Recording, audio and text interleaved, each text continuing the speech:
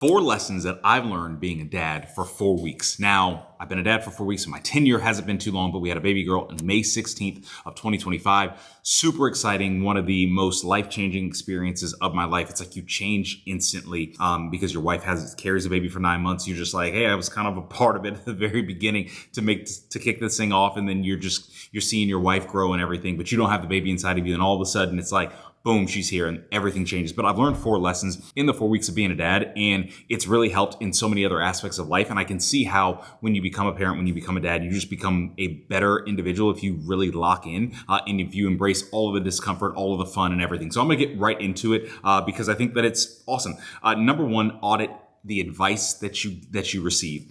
This just spans to really anything, but I'll just use it from a fatherhood standpoint. I got a lot of unsolicited advice. I read some books here or there. And so what happened was I ended up getting a lot of anxiety kind of going into the last few weeks of being a dad before I became a dad, because I was like, well, there's so many things I have to do, and I have to do this perfect, and I have to do this way, or like nothing is going to pan out how it should, or how what the book said or what somebody else said. And so what I had to do is I had to realize that I need to audit the advice. And one thing that I talk about that I think is so important is when you hit different phases of life, what you'll start to realize is people who have already hit those phases will start to put some of their some of their limitations or what they think are limitations on you, right? So I love to run. I love to work out. Those are 2 things. Those are like foundational pieces of my day. And so I heard people all the time say, you won't have time to work out. You won't have time to run. You won't have time to do these things.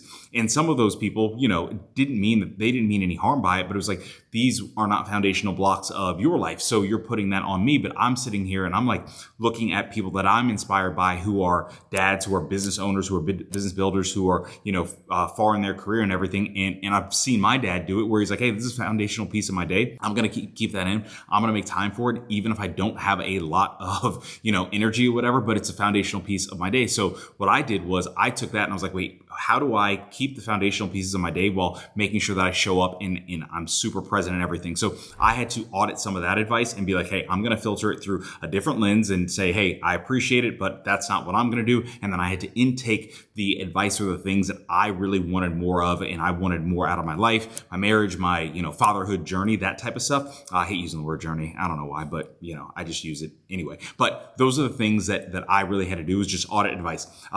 Number 2 is realizing that love energizes you. So a lot of talk goes into, oh, you're not going to sleep and this and that. And it's like, hey, you get less sleep. That's a part of it. Like that is an essential piece of it, because, the baby wakes up every 2.5 hours, every 3 hours. Like it's like going on, I always use running because I really enjoy running now, but it's like, it's going on like hard runs and not expecting it to be hard sometimes, or not expecting you to be out of breath, or not expecting you to sweat. Like those things are going to happen, right?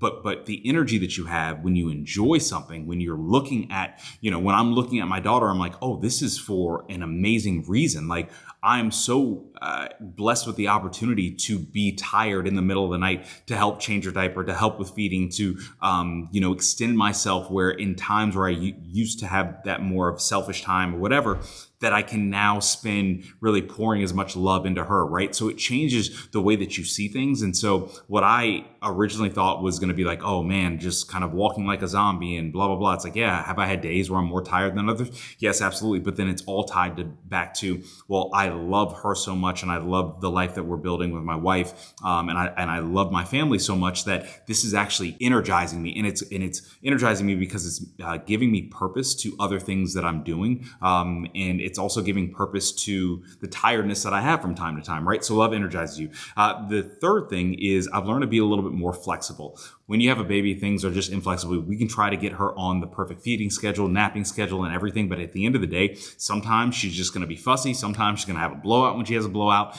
I've learned to be more flexible. And now, what I've also learned is when I talk about like foundational pieces of your day and my day, those are things that are non-negotiable for me. So I'm inflexible with not with doing those, right? Like I'm going to go get my workout in, I'm going to go get my run in, but I'm flexible in my approach on how and when I do that, right? I know that, hey, in the morning I have to get up early because I know when she wakes up, so I can get out even if it's like a little bit dark out, so I can get my run in. And then my workout when I do midday, I'm kind of around meeting times. I might do it lunchtime, I might do it after work, I might do it at a time where Carly has her or whatever, but it's like I'm flexible in that approach. And so what that does is it allows me to stay energized and allows me to not have a bunch of expectations of how things need to be done or how, or when things need to be done. But being flexible with your approach, it helps so much. And so that's going to help me in so many other aspects of life because I'm a very rigid person in the sense of I like to be organized. I like to have a routine. I like to have a schedule. This has allowed me to break that a little bit in such a cool thing because I'm like, oh, all of these routines and organizations and scheduling, that was all to be able to build a family that I love. And so how selfish would it be for me to just be like, well, now I have the family and I have the daughter and this person that I love so much.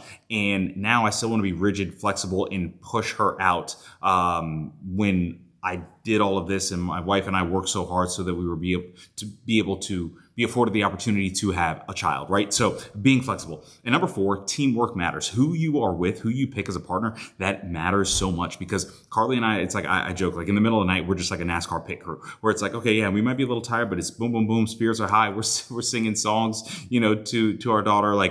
We are a true team. We pick up where each other lacks. If somebody's having a little bit more tired day, the other person picks up the slack. So teamwork genuinely matters. Teamwork and communication. Now this goes into another whole conversation, another whole video, but who you pick is going to be the biggest investment and the biggest decision that you ever make because it's going to fill a lot more spaces than, I'll just be real, fellas, than just the bedroom where we think that, oh yeah, she's fine, blah, blah, blah. It's just, we're just in it for this. When you get into real relationship and when you get into engagement and marriage and everything, you're looking at that person, you're saying, wow, this person I have an intimate relationship with, but this person is also my business partner. We are, fusing finances together to build a life. And then this person is also there emotionally, spiritually, physically, doing tasks and things. And we're doing those things for each other. It goes far beyond the bedroom. And you want to make sure that from a team standpoint, you have somebody who has that mentality in mind where it's like, hey, it's not just you, it's not just me, it's we. And how do we build the we? And how do we make sure that everybody in this, bubble that we have is able to function properly and enjoy life and everything. So teamwork matters. So those 4 things help so much, or those 4 things that I'm learning. So again, number 1, audit advice. People give advice out of love, but not all advice needs to be taken so seriously because your life is your life and how you want to build your, parental journey is your own thing, right? Number 2, love energizes you. The times that you might feel tired or the times that I thought that I might feel tired, I was a little bit tired, but I was also overwhelmed with the love that I have of taking care of my daughter. So I was like, that energizes me. It's great. Number 3, be flexible. A baby has kind of no schedule. They kind of have a semi-schedule, but then the rest you're just kind of figuring it out. So be flexible. And number 4, teamwork matters. Find somebody that you can be a true team with. It's going to make things a lot easier and everything. So yeah, hope this video helped. If you're a new dad, congrats. If you're becoming a new dad, congrats. It's awesome. That's it. See you all in the next video. Peace.